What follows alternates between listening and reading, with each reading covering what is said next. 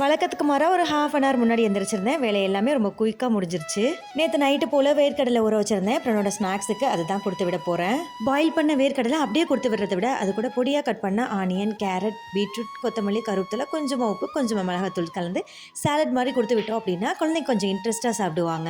அப்படியே மதியம் லஞ்சும் பிரேக்ஃபாஸ்ட்டுமே ரெடி பண்ணிட்டேன். எப்பவும் போல் யூஸ்வல் டைமுக்கு எந்திரிச்சு லாஸ்ட் மினிட் வரைக்கும் பரபரப்பாக வேலை பார்க்குறத விட ஒரு ஹாஃப் அன் ஹவர் முன்னாடி எந்திரிச்சு பொறுமையாக வேலை பார்க்குறோம் அப்படின்னா கொஞ்சம் முன்னாடி எந்திரிக்கிறதுல ஒன்றும் தப்பே இல்லை. மதியம் லஞ்சுக்கு பீட்ரூட் ரைஸ் கூடவே உருளைக்கிழங்கு ஃப்ரையும் ரெடி பண்ணியிருந்தேன். பிரகிக்கு மார்னிங் பிரேக்ஃபாஸ்ட்டுக்கு ஹெல்த் மிக்ஸில் ரொட்டி ரெடி பண்ணியிருந்தேன்.